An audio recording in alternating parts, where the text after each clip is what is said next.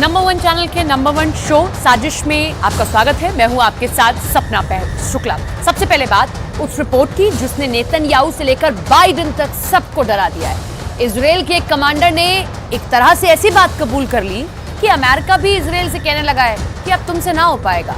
Hamas के खिलाफ Israel का ग्राउंड ऑपरेशन अब बुरी तरह फंसता नजर आ रहा है।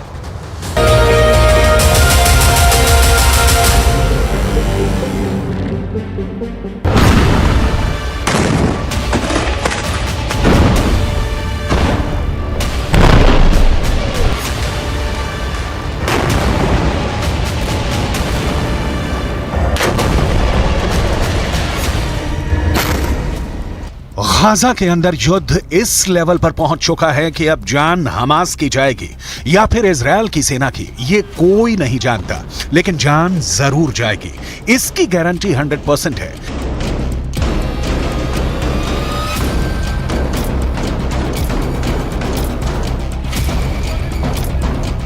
ये गाजा में क्लोज क्वार्टर बैटल का वीडियो है, यानी कमरों में लड़ा जाने वाला बहुत करीबी युद्ध।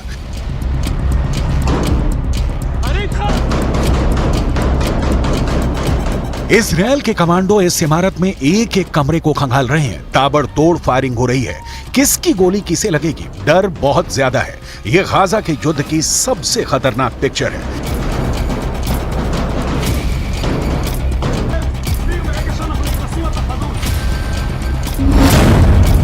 लेकिन इस बीच एक बड़ी रिपोर्ट आई है जिसके मुताबिक गाजा में युद्ध अगले 2 महीने तक खत्म नहीं होने वाला, यानी जनवरी और फरवरी के बाद हमास मार्च में भी जिंदा रहेगा। इस बार की पूरी गारंटी दी जा रही है। यह रिपोर्ट इजराइल की सेना के ही एक अधिकारी ने दी है। सवाल है कि 5 महीने युद्ध चला तो क्या हमास बचेगा या इजराइल? इजराइल की सेना को दक्षिण में सिर्फ खान यूनुस इलाके में अपना ऑपरेशन पूरा करने में 4 हफ्तों का वक्त लग सकता है, यानी 1 महीना या कहें पूरा दिसंबर और जनवरी इजराइल की सेना खान यूनुस में लड़ती रहेगी। इसके बाद हमास के खिलाफ पहली स्टेज का युद्ध लड़ने में 1 महीने का वक्त और लगेगा, यानी फरवरी के बाद मार्च में भी युद्ध जारी रहेगा। इजराइल और पश्चिमी देशों की मीडिया को यह बात इजरायली सेना के एक बड़े अधिकारी ने बताई है। उत्तरी गाजा पर कब्जा करने के बावजूद इजराइल की सेना को गलियों में युद्ध लड़ना पड़ रहा है। अब दक्षिण में खान यूनुस की गलियों में जंग जारी है और यहां का युद्ध तो और भी खतरनाक बताया जा रहा है।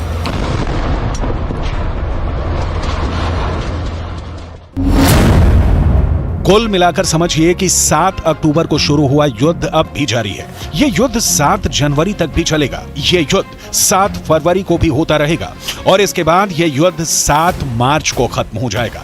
इसकी कोई गारंटी नहीं है, यानी इजराइल और हमास की जंग 5 महीनों से आगे जाएगी। अब इजराइल की सेना के अधिकारी ये बात बता रहे हैं। इजराइल को इसी बात का डर है कि अगर मार्च तक हमास जिंदा रहा तो उसकी बहुत आधुनिक मानी जाने वाली सेना की इज्जत मिट्टी में मिल जाएगी। पहले ही 2 महीनों के अंदर इजराइल और हमास के युद्ध में बहुत ही खतरनाक टक्कर देखने को मिली है। हमास के एंटी टैंक दस्तों ने इजराइल की सेना की नींद उड़ा दी है, इसमें कोई शक नहीं। बंधकों को छुड़ाने वाले सीज फायर के बाद इजराइल हमास पर 10 गुना तेज हमला करेगा, ये सब जानते थे। इजराइल ऐसी हर कोशिश करेगा जिसकी वजह से हमास के पास ना बचने का रास्ता हो, ना भागने का। लेकिन अब जो टक्कर देखने को मिल रही है उसमें हमास के एंटी टैंक दस्तों ने गाजा के हर चौक, हर गलियों में इजराइल की सेना पर हमले तेज कर दिए हैं। इजराइल की सेना अपना टैंक किस गली में ले जाए और किस में नहीं, और किस गली में जाकर उस पर हमला नहीं होगा, ये गारंटी कोई नहीं दे रहा। बिस्मिल्लाह अल्लाह।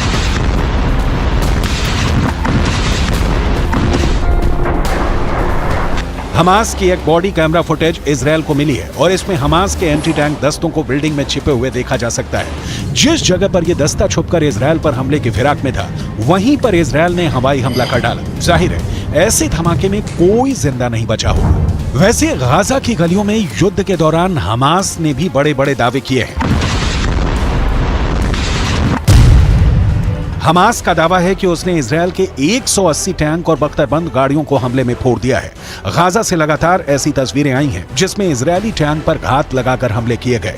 इजराइल ने खुद माना है कि अब तक ग्राउंड ऑपरेशन में उसके 70 से ज्यादा सैनिक मारे जा चुके हैं, 250 से ज्यादा सैनिक जख्मी हुए हैं। लिहाजा हमास के खिलाफ जो ताकत इजरायल को माना जाता है उसके मुताबिक नतीजे तो इजरायल को भी नहीं मिले हैं। हालांकि नेतन्याहू के सामने अपनी छवि को बनाए रखना बड़ा चैलेंज बन चुका है और गाजा पहुंचकर उनकी पहली कोशिश इसी तरफ नजर आती है। अब जैसा युद्ध चल रहा है उसे देखकर लगता है कि इजरायल को बाकी बंधकों को लेकर ज्यादा फिक्र नहीं है। ऐसे में आगे की लड़ाई और भी खतरनाक होगी। अब इजरायल के ऊपर बंधकों वाला प्रेशर भी पहले के मुकाबले काफी कम देखा जा रहा है। इसलिए इजरायल का पूरा फोकस अब हमास को खत्म करने पर है। 2 महीनों के युद्ध के बाद इजरायल की सेना ने जो टारगेट तय किए उसमें से कितने पूरे हुए, इस पर नेतन्याहू की पैनी नजर है। 2 महीने के युद्ध के बाद इजरायल को क्या हासिल हुआ? गाजा पूरी तरह तबाह हो चुका है। 18,000 लोग इजरायल की बमबारी में मर चुके हैं, लेकिन इजरायल पर रॉकेट अब भी दागे जा रहे हैं। गाजा पर हमास का कंट्रोल बाकी है। हिजबुल्लाह के साथ इजरायल का उत्तरी बॉर्डर यानी लेबनान का फ्रंट अब भी एक्टिव है। अमेरिका इजरायल की मदद कर रहा है, लेकिन सीधा इस युद्ध में शामिल नहीं होना चाहता क्योंकि वो यूक्रेन में भी एक्टिव है। ईरान के समर्थन वाले मिलिशिया इस वक्त इजरायल और अमेरिका दोनों पर हमले कर रहे हैं और इन सबके बीच हमास अब भी जिंदा है, यानी जिसे इजरायल पूरी तरह से खत्म करना चाहता है वो अब भी इजरायल से लड़ रहा है।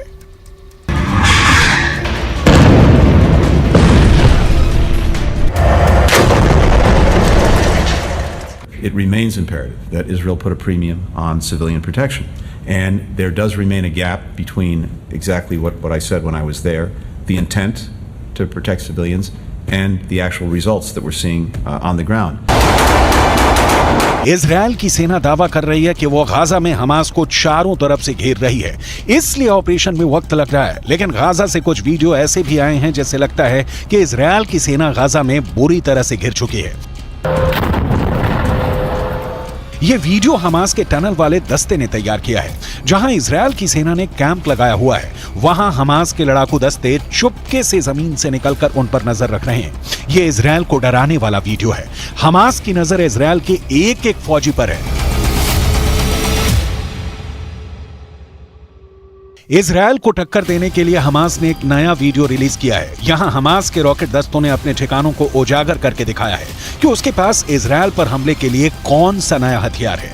ये M19 रॉकेट है जिसकी रेंज करीब 100 किलोमीटर है। हमास ने कहा है कि वो इस रॉकेट से अब इजरायल की राजधानी तेल अवीव पर हमला करेगा। ये रॉकेट और इसको दागने वाला मल्टी लॉन्चर ये गाजा का ही कोई हिस्सा है। सवाल है कि क्या ये जगह अब तक इजरायल और अमेरिका की सैटेलाइट की नजर में नहीं आई, ना ही इजरायल और अमेरिका के ड्रोन इसे देख पाए। मुमकिन है ये पुराना वीडियो है और अब हमास ने इसे जारी करके सिर्फ इजरायल में डर पैदा करने की कोशिश की है।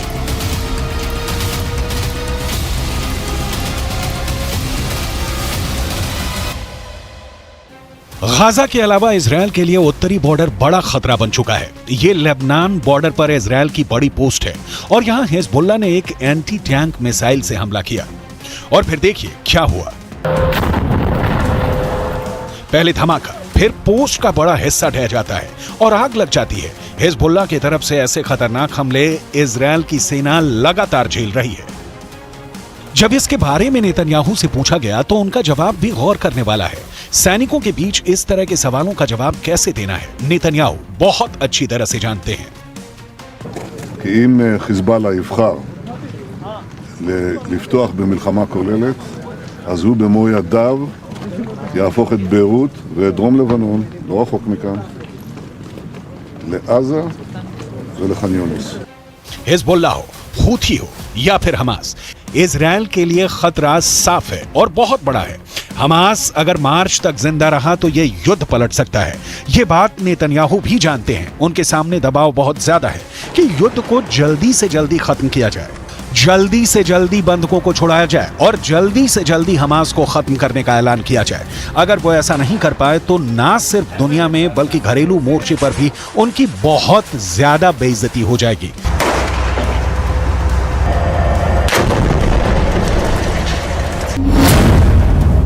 इसलिए इजरायल और नेतन्याहू के सामने सबसे बड़ा डर है कि अब मार्च तक हमास जिंदा रहेगा। यह बात इजरायल की सेना अपनी रिपोर्ट में कह रही है। हमास का गुनाह ही इतना बड़ा है कि इजरायल ने उसे पूरी तरह से खत्म करने की कसम खाई है। यही वजह है कि 7 अक्टूबर के बाद से गाजा में जिसने हाथ डाला है उसने अपना हाथ जलाया है। गाजा जलता हुआ कुआं बन चुका है, जो गिरेगा खत्म हो जाएगा, क्योंकि इजरायल को जिसने भी अब तक रोकने की कोशिश की उसको नेतन्याहू ने सिर्फ एक जवाब दिया, जब तक हमास खत्म नहीं हो जाता तब तक युद्ध जारी रहेगा। बंधकों को छुड़ाने के लिए सीज फायर तो कर दिया गया, लेकिन एक बात साफ है कि अब तक इजरायल के सामने सब फेल हो चुके हैं। इजरायल के आगे ईरान फेल हो चुका है, इजरायल के आगे हमास से लेकर हिजबुल्लाह और यमन के हूथी भी नाकाम रहे हैं। इजरायल के सामने सऊदी अरब और बाकी अरब देशों की जुबान पर ताला लगा है। अरब देश पूरी तरह फेल साबित हुए हैं। इजरायल के खिलाफ रूस भी फेल हो गया और इजरायल ने अमेरिका को भी बता दिया कि वो इजरायल से है, इजरायल उससे नहीं, यानी अमेरिका भी फेल है। नेतन्याहू अब कोई बात बर्दाश्त नहीं करेंगे। वो बैकफुट पर नहीं, फ्रंट फुट पर तबाही मचाएंगे। उन्होंने अमेरिका को भी इस बात का एहसास दिला दिया है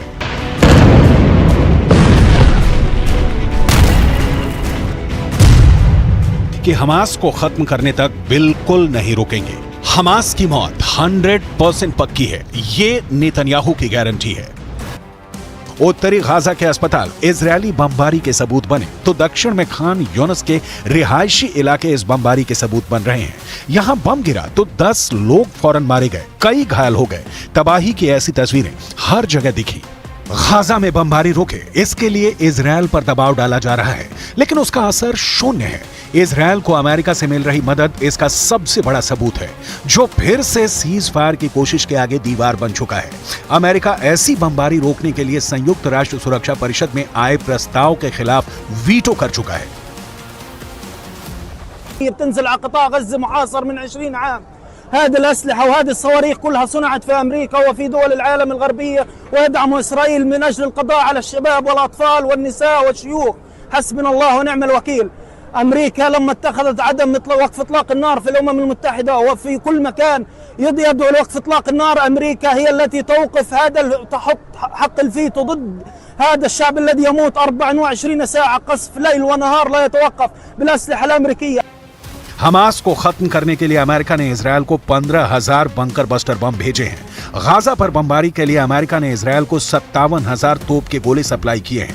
एक तरह से बाइडन मौत बांट रहे हैं। ये इल्जाम अमेरिका पर बार-बार लग रहा है। I'm at a hospital in Gaza, and what I'm seeing are babies, tiny babies who are dependent on incubators. Those incubators need fuel, they need electricity in order to operate. They're keeping these babies alive, and they need to keep it up.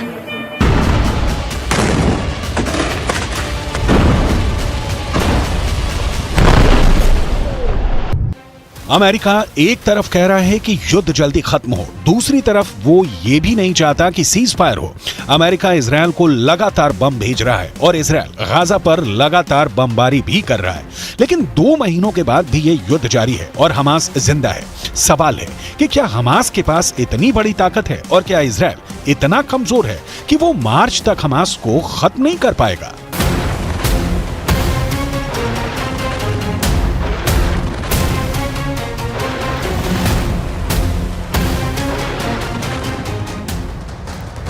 संयुक्त राष्ट्र सुरक्षा परिषद में युद्ध को लेकर cease fire का प्रस्ताव रखा गया। 16 देशों ने प्रस्ताव के पक्ष में वोट डाले और इस दौरान खिलाफ में सिर्फ 1 वोट पड़ा। लेकिन इस 1 वोट ने इजरायल और हमास के बीच सीज फायर की बातों पर विराम लगा दिया, क्योंकि ये 1 वोट नहीं, वीटो था, वो भी अमेरिका का। अमेरिका नहीं चाहता कि इस वक्त इजरायल युद्ध में सीज फायर हो। यही अमेरिका पिछली बार हुए सीज फायर पर अपनी पीठ थपथपा रहा था।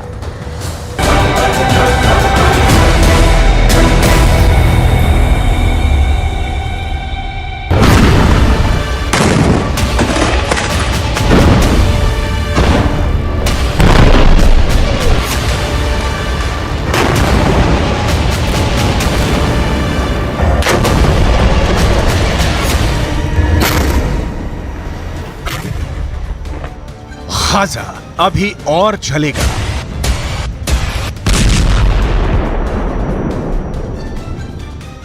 इजरायल अभी और हमले करेगा। फिलिस्तीनियों की मौतों का सिलसिला अभी लंबा चलेगा।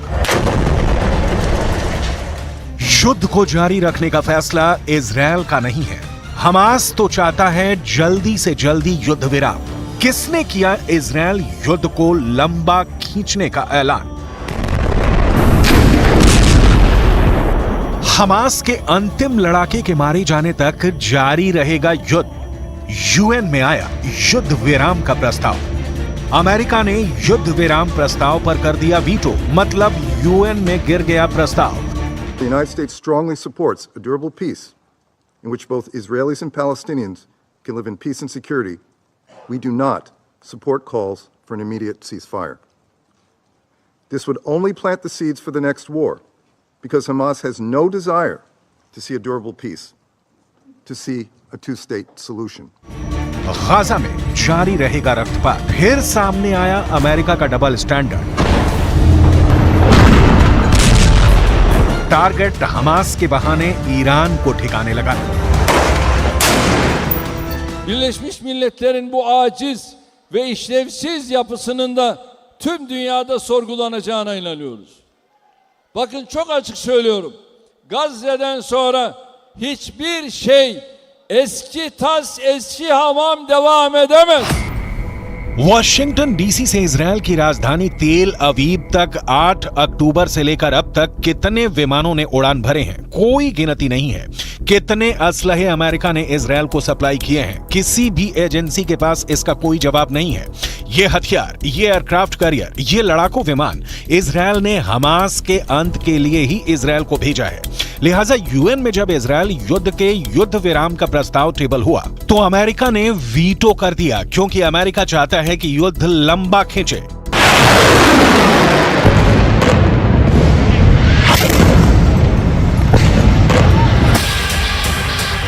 ये वही अमेरिका है जिसने पिछले बार के युद्ध विराम में अहम रोल निभाया था। लेकिन अब जो बाइडेन को गाजा में शांति नहीं, खून का बहना पसंद है। अमेरिका ने ऐसा क्यों किया, इसकी डिटेल आपको आगे दिखाएंगे। पहले युद्ध विराम प्रस्ताव की डिटेल देख लीजिए। यूएन में युद्ध विराम के पक्ष में कुल 13 वोट पड़े। इसके विरोध में 1 वोट यानी अमेरिका का वीटो था। यूके ने वोटिंग से खुद को अलग रखा था।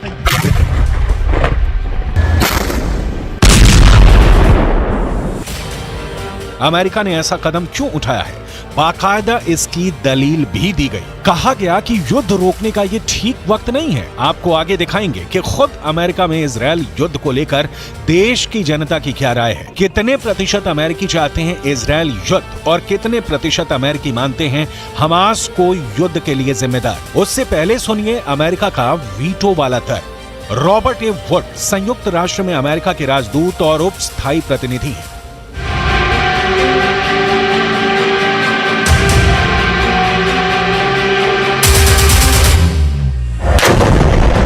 The United States strongly supports a durable peace in which both Israelis and Palestinians can live in peace and security. We do not support calls for an immediate ceasefire. This would only plant the seeds for the next war, because Hamas has no desire to see a durable peace, to see a two-state solution. बिल्कुल loud and clear है कि America Hamas के अंत तक युद्ध वाले Netanyahu के बयान के साथ अपनी सहमति जता रहा है। इजरायल के खिलाफ हमास को अमेरिका सदा के लिए समाप्त कर देना चाहता है, ताकि ईरान से ठीक से निपटा जा सके।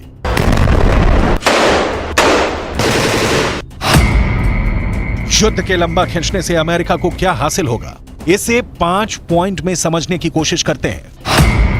पहला, इजरायल की इच्छा है कि वो हमास के आखिरी आतंकी के मारे जाने तक युद्ध जारी रहे। अमेरिका दोस्ती निभा रहा। दूसरा, अमेरिका हमास के खात्मे के साथ खाड़ी में मैसेज देना चाहता है कि इजरायल या उसके खिलाफ हमलावर का अंत ऐसे ही होगा। तीसरा, युद्ध लंबा खींचेगा तो यमन के हूथी और लेबनान के हिजबुल्लाह के खिलाफ भी अमेरिका को एक्शन लेने का मौका मिलेगा। चौथा, अमेरिका को ईरान को निपटाना है और युद्ध जारी रहने की सूरत में ऐसे मौके जरूर आ सकते हैं। पांचवा, अमेरिका चीन और रूस को बताना चाहता है कि खाड़ी में अब भी उसका परचम सबसे ऊपर है।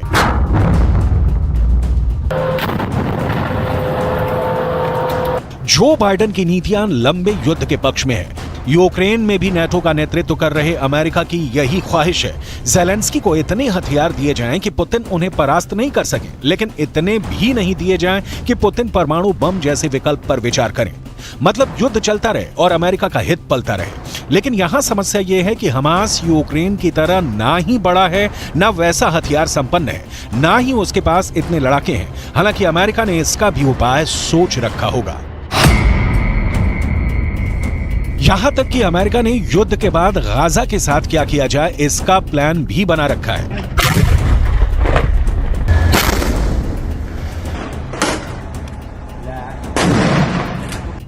लेकिन इसकी डिटेल थोड़ा आगे।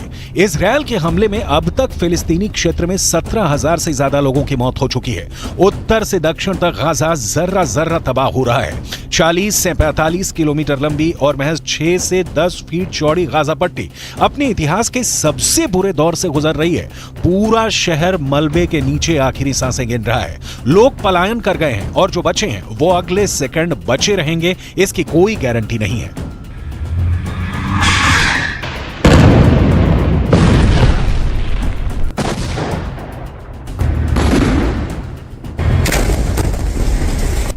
तबाही की तस्वीरें देखकर अंदाजा लगाना मुश्किल नहीं कि इजरायल युद्ध चाहे जितना लंबा खींचे, यूक्रेन युद्ध की तरह वर्ष का दरिया नहीं पार कर सकता।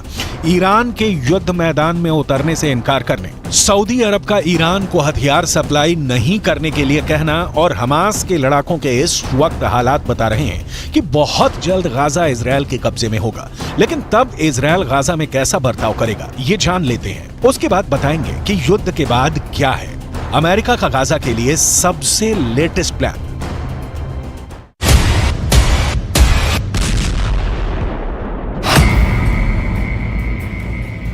इजरायल में सिर्फ यहूदी नहीं बल्कि फिलिस्तीनी लोग भी रहते हैं, जिनकी आबादी कुल आबादी की 20% है। लेकिन यहूदियों की तरह यहां फिलिस्तीनियों को अधिकार हासिल नहीं है। जैसे इजरायल में लॉ ऑफ रिटर्न एक कानून है। इस कानून के मुताबिक दुनिया के किसी भी कोने में बसा यहूदी इजरायल में आकर बस सकता है, लेकिन फिलिस्तीनियों को यह हक हासिल नहीं है।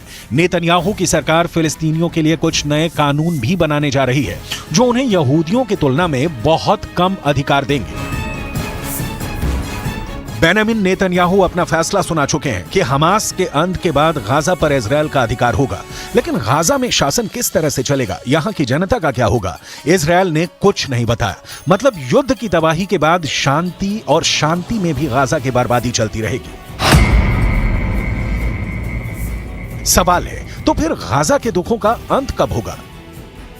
फिलहाल तो इस सवाल का जवाब किसी के पास नहीं है, क्योंकि जो शांति दूत का काम कर सकते थे, जैसे ईरान, सऊदी अरब या कतर या तुर्की या अमेरिका या फिर चीन या फिर रूस, सबको चिंता गाजा के जलने की नहीं, उसे बचाने की नहीं, युद्ध की आग में हाथ सेकने की है। मतलब खुद के स्वार्थ की पूर्ति करने की चिंता है। कहा जा रहा है कि गाजा पर इजरायल के कब्जे के प्लान से अमेरिका सहमत नहीं है। फिलिस्तीनी अथॉरिटी के पास अमेरिकी युद्ध के बाद गाजा को लेकर अपनी अलग प्लानिंग कर रहा है। यह प्लानिंग क्या है जाने, उसके पहले इजरायल के गाजा को लेकर मंशा को समझिए। हो सकता है इजरायल गाजा पट्टी को पूरी तरह से खाली करा दे। कुछ समय पहले इजरायल मिनिस्ट्री ऑफ इंटेलिजेंस ने गाजा के 2.2 मिलियन लोगों को वहां से स्थायी तौर पर हटाने के लिए कथित तौर पर एक प्रस्ताव तैयार किया। यह प्रपोजल लीक हो गया। 10 पेज के इस दस्तावेज में कहा गया कि गाजा पट्टी के लोगों को सिनाई प्रायद्वीप में शिफ्ट कर दिया जाए। यह मिस्र, इजरायल और गाजा से सटा हुआ बफर जोन है।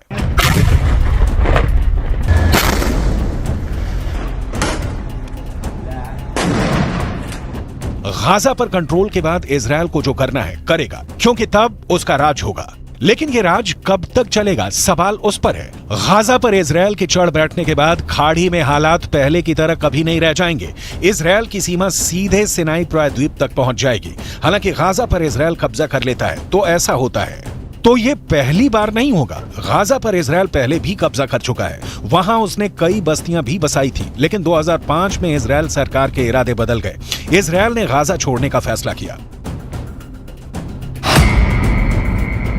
इजरायल के गाजा से निकले 2 साल भी नहीं बीते थे कि वहां फतह और हमास के बीच संघर्ष छिड़ गया। 2007 में हमास ने गाजा पर अपना नियंत्रण कर लिया। तब से लेकर अब तक गाजा से हमास और इजरायल के बीच कभी छिटपुट, कभी ज्यादा, और अब युद्ध जारी है, जिस युद्ध की नींव 2005 में ही पड़ चुकी थी।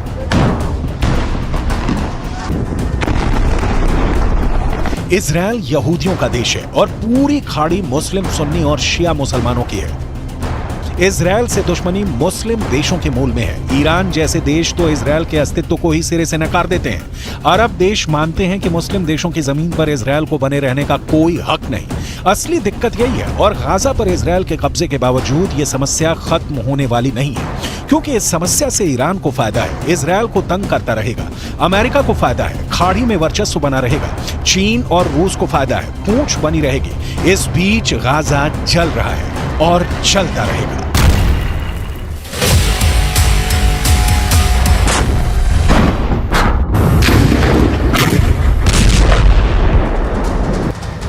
हमास और इजराइल के युद्ध का असर अब यूक्रेन पर पड़ने लगा है। इजराइल की सेना ने हमास को खत्म करने के लिए जो तरीका अपनाया है, वो अब वैसे ही खतरनाक दस्ते यूक्रेन की सेना में काम करने लगे हैं। इस रणनीति ने पहले ही वार में पुतिन को बहुत बड़ा झटका दे दिया है।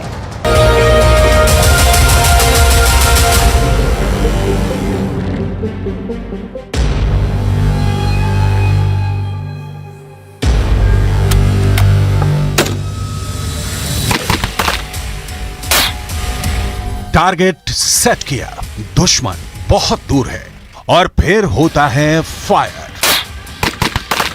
गाजा और इजराइल के युद्ध के बीच यूक्रेन में अब ऐसे हमले हो रहे हैं कि जान बचाना मुश्किल है। लाखों सैनिक मारे जा चुके हैं और अब यूक्रेन के एक हिटमैन ने रूस की पोस्ट पर ऐसा हमला किया है कि खतरा पुतिन को भी साफ साफ नजर आ रहा है। यूक्रेन का दावा है कि उसके एक स्नाइपर यानी लंबी दूरी से टारगेट करने वाले शूटर ने करीब 4 किलोमीटर दूर से रूस के एक सैनिक को मार डाला।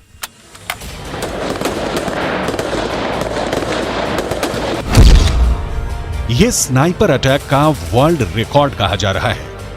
यूक्रेन के स्नाइपर ने 3800 मीटर दूर से रूस के फौजी को एक गोली मारकर खत्म कर दिया। 3800 मीटर यानी 12,467 फीट। यूक्रेन के स्नाइपर का यह हिट सबसे लंबी दूरी का क्लीन शॉट कहा जा रहा है। करीब 12,500 फीट दूर खड़े दुश्मन को मार गिराना अब तक ऐसा किसी राइफल से नहीं किया गया है। यूक्रेन के स्नाइपर ने हॉरिजन लॉर्ड नाम की राइफल का इस्तेमाल किया। अब तक इस राइफल से 8,000 फीट का टारगेट मारने का रिकॉर्ड रहा है, लेकिन अब यूक्रेन के स्नाइपर ने इस राइफल से 12,500 फीट का रिकॉर्ड बना दिया है।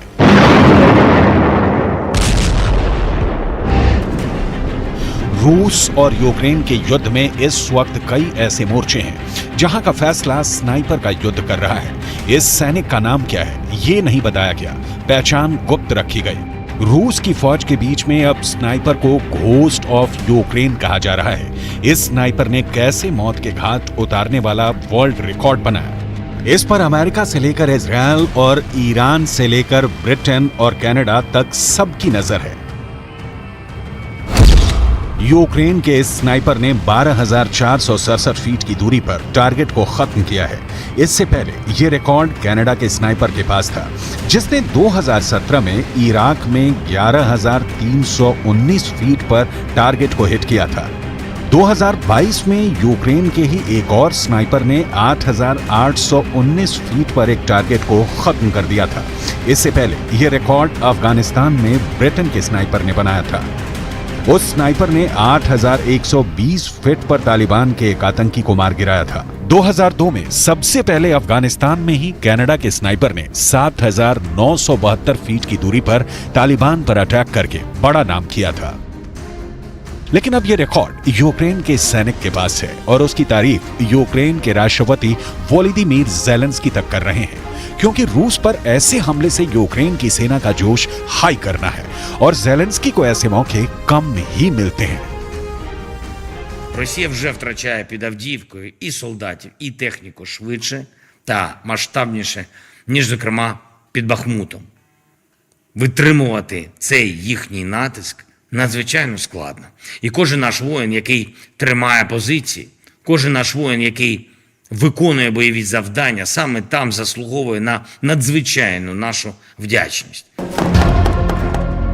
जब स्नाइपर फायर आता है यानी स्नाइपर गोली चलती है तो वो गोली कहां से आएगी, गोली किससे टारगेट करेगी, इसके बारे में स्नाइपर के अलावा कोई नहीं जानता। एक स्नाइपर अक्सर 2 सैनिकों की टीम में काम करता है, एक टारगेट को तलाश करके उसे ट्रैक करता है। हालांकि स्नाइपर अकेले भी ऑपरेट करते हैं। ये स्नाइपर 3 और तरह की राइफल इस्तेमाल कर रहा है। एक है अमेरिका की बनी बैरट M107 जो 4 किलोमीटर की रेंज तक हिट कर सकती है, जबकि दूसरी राइफल है यूक्रेन की ही बनी UAR-10। इसकी रेंज 1.5 किलोमीटर तक है। तीसरी राइफल है स्नाइपेक्स एलिगेटर, इसकी रेंज है 2 किलोमीटर। इस लिहाज से देखा जाए तो यूक्रेन के स्नाइपर ने बड़ा कमाल करके दिखाया है, क्योंकि उसने 4 किलोमीटर की रेंज में रूस के सैनिक को मार गिराया। युद्ध में इस फासले तक गोली को सही निशाने पर पहुंचाना बहुत मुश्किल माना जाता है, और यह घोस्ट ऑफ यूक्रेन ने करके दिखा दिया है। ऐसा नहीं कि लंबी रेंज की राइफल से लैस स्नाइपर का युद्ध आसान होता है। कई मायनों में ये आम सैनिकों से भी खतरनाक लड़ाई लड़ने का तरीका होता है, और यूक्रेन के स्नाइपर ने ये करके दिखा दिया है। Большое чудо, что еще до сих пор живы. Там, где мы были, откуда мы выходили, на самом деле долго не живут. То есть там все это на удачу. Ты можешь в любой момент где угодно оказаться.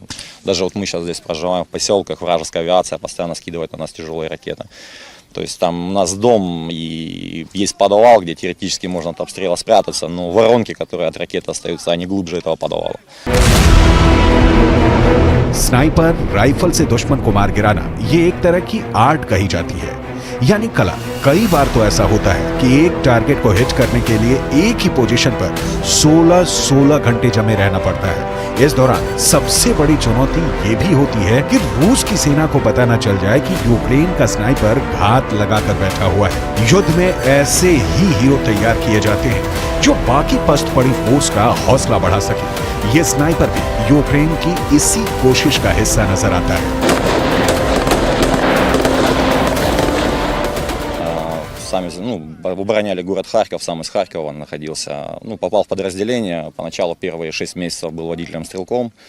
Но впоследствии, после того, как начали выезжать на полигоны, заниматься стрельбой, при гражданской жизни никогда раньше не стрелял. То открылся дар, скажем так, в высокоточной стрельбе. То есть хорошо достаточно давалась стрельба, развитый глазомер. С оружием было тяжело в начале войны со снайперскими винтовками. Впоследствии приобрел свое собственное личное оружие. Были инструктора, которые помогали учиться стрелять. И в основном занимал...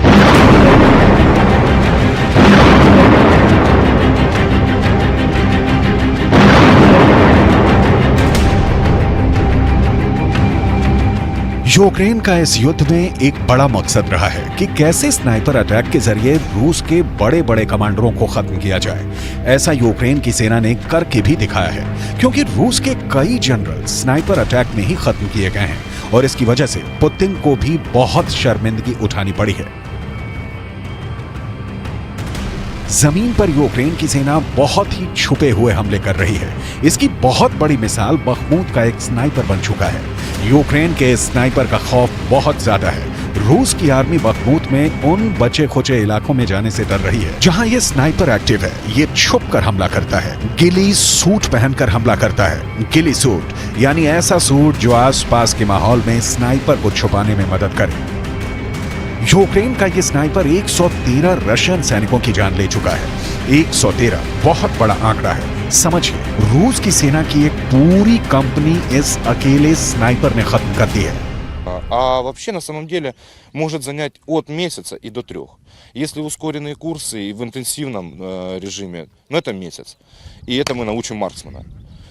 Чтобы обучить снайпера, уйдет 2-3 месяца. हालात ये हैं कि इस स्नाइपर को बखमूत का भूत कहा जा रहा है, जो कहां से गोली चलाता है, किसको निशाना बनाता है, किसी को नहीं मालूम। लेकिन इस अकेले स्नाइपर ने पूरे बखमूत में मौजूद रूस की फौज को दहशत में डाल दिया है। यूक्रेन का ये स्नाइपर इतना खतरनाक है कि उसने अपनी लॉन्ग रेंज स्नाइपर राइफल से 2.5 किलोमीटर के फासले तक रूस के सैनिकों को टारगेट किया है, और ऐसा ही इसने 113 रशियन सैनिकों को मौत के घाट उतार दिया। русского, там, скажем так, совершить выстрел, попасть в него там, с расстояния 600-800 метров, ничего. На самом деле в какой-то момент ты при первом выстреле ты ничего не понимаешь, что произошло, проходит день, до тебя что-то доехало, а потом просто на самом деле ничего не чувствуешь. यूक्रेन में खेरसोन और बखमूत में हजारों ऐसे सैनिक मारे गए हैं जिनको स्नाइपर राइफल से निशाना बनाया गया। ऐसा दोनों तरफ से हुआ है। बखमूत का युद्ध ज़ेलेंस्की के लिए आसान रहा, न पुतिन के लिए। वैगनर के लड़ाकों ने जो शुरुआत में कामयाबी हासिल की, उसके बाद से रूस यहां कमांडिंग पोजीशन में है। लेकिन बखमूत का 10% इलाका अब भी ऐसा बचा हुआ है जहां युद्ध जारी है और यहीं पर यह स्नाइपर रूस के लिए खतरा बना हुआ है। आखिर एक स्नाइपर की वजह से अपनी एक कंपनी फौज खो देना, यह रूस जैसे देश के लिए बहुत शर्मनाक कहा जाएगा।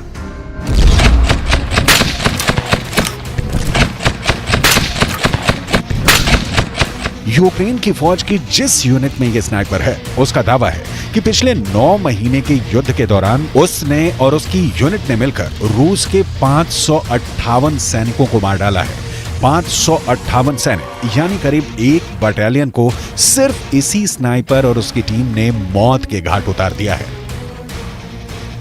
Останній час ми більш працюємо по ночам, тому що вдень мало хто вилазить з окопів, а по ночам супротивник приносить їжу якусь, воду для себе, змінюється. Тож ми беремо тепловізор, виловлюємо їх і стріляємо в них по ночам.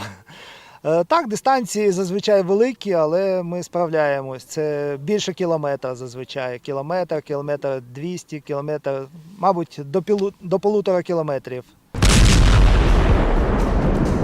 रूस पर सबसे खतरनाक हमले करने वाले स्नाइपर का नाम नहीं बताया जा रहा, क्योंकि इसकी पहचान गुप्त रखकर ही रूस की सेना में दहशत फैलाई जा रही है। इसीलिए इसे बखमूत का भूत भी कहा जा रहा है। इसकी यूनिट का दावा है कि उसने रूस के कई हाई प्रोफाइल अफसरों को स्नाइपर हमले में ही मार गिराया है।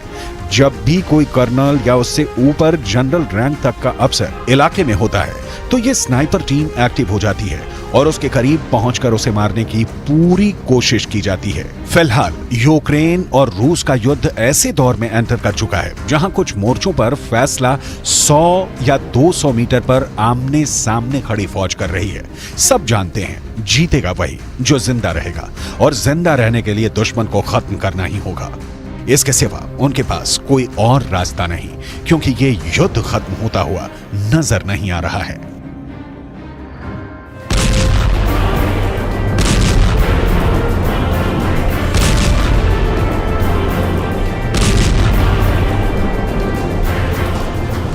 सुखदेव सिंह मर्डर केस में अब उनकी 3 पत्नियों ने बड़ा बवंडर खड़ा कर दिया है। सुखदेव गोगामेडी की 3 पत्नियों ने ऐसे दावे किए कि पुलिस से लेकर समर्थकों तक की अब हैरानी देखने को मिली है। सुखदेव की तीसरी पत्नी सपना दावा कर रही हैं कि उनके पास सीसीटीवी वीडियो है जिसमें ऐसे सबूत हैं जो मर्डर के पीछे का सच बता सकते हैं। दूसरी पत्नी ने तो ऐसी बात कह दी कि पुलिस को सिर्फ 72 घंटे में इस केस को सुलझाना होगा, नहीं तो कई लोग बेनकाब हो जाएंगे।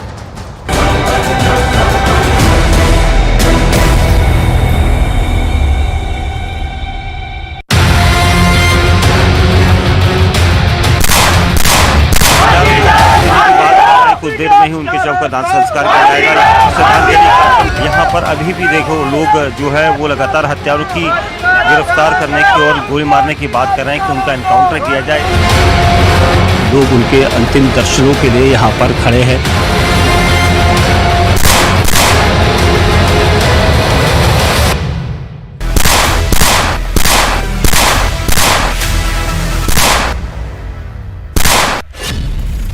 सुखदेव गोगामेडी मर्डर, 3 पत्नी 3 खुलासे। हमारी सेना के राष्ट्रीय अध्यक्ष सुखदेव सिंह गोगामेडी हत्याकांड ने राजस्थान के साथ साथ पूरे देश में हड़कंप मचाया हुआ है।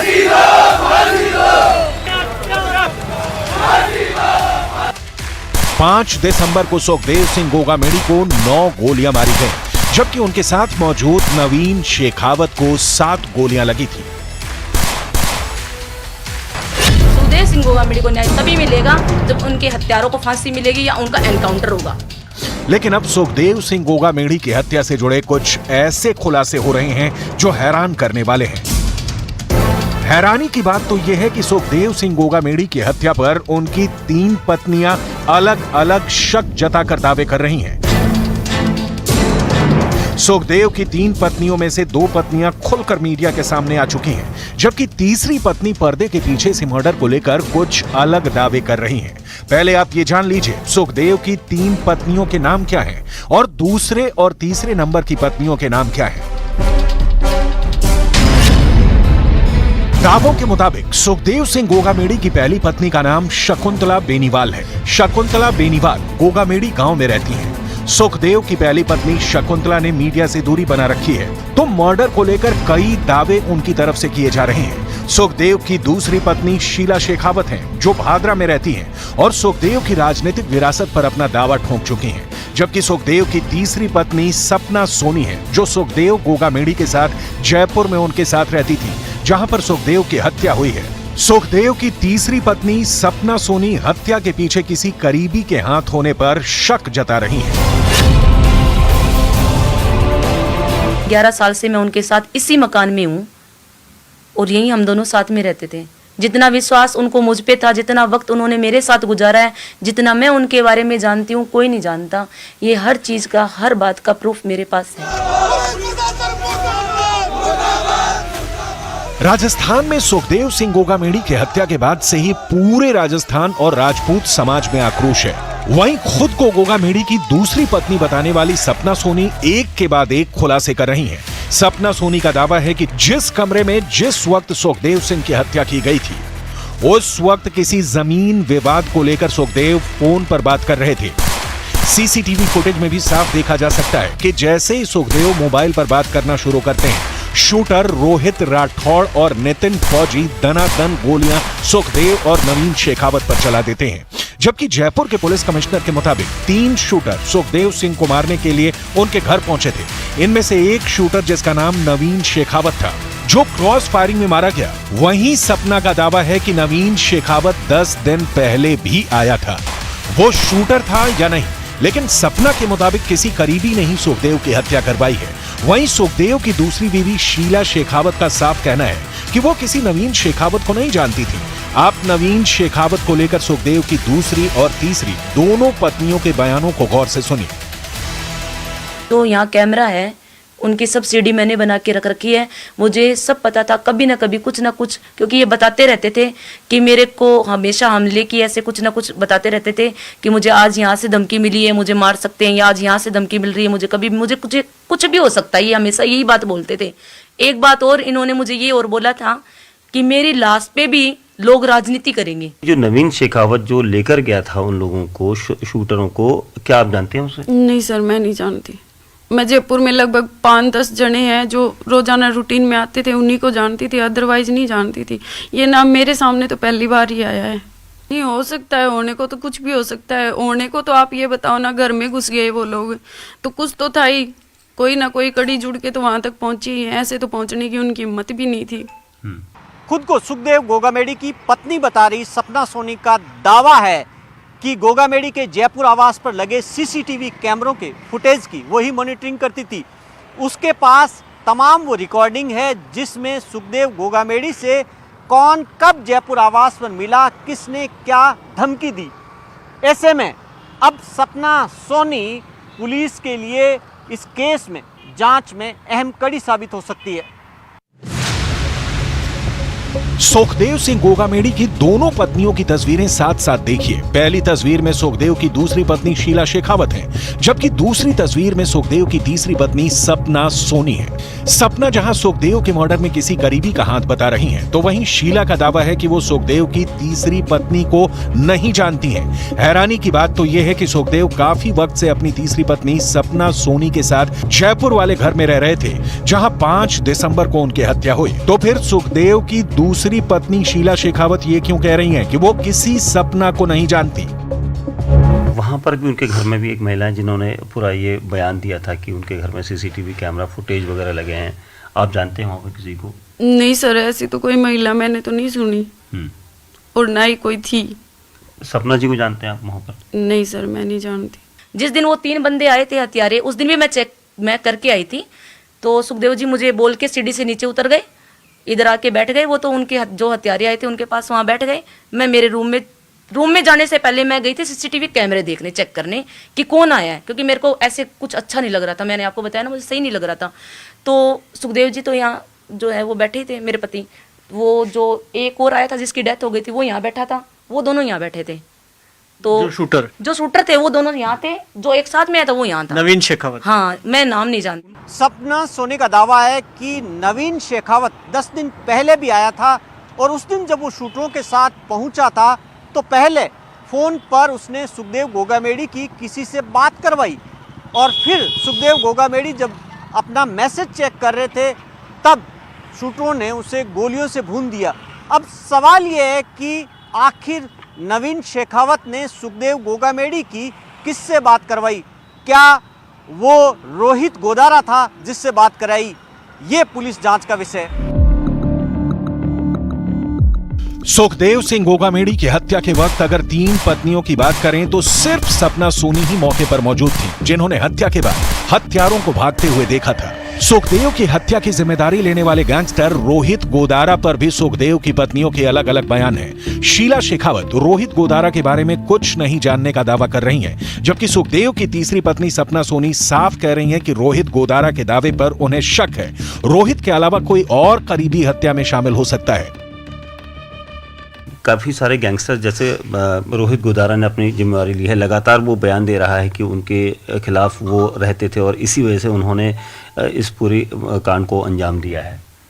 नहीं, ऐसा कुछ नहीं है, मेरे को इस बारे में पता भी नहीं है और ना ही मैं रोहित भोहित जो भी है इनको नहीं जानती मैं। अगर उन्होंने जिम्मेदारी ली है, वो खुद सामने आए हैं, लाइव बिल्कुल सामने आए हैं, तो हो भी सकता है। तो फेसबुक पोस्ट किया उन्होंने। पोस्ट से क्या पता सर कि वो अपने को क्या पता कि वो उनकी प्रोफाइल जो है वो खुद की है, क्या पता किसी और ने बना रखी हो, साजिश भी।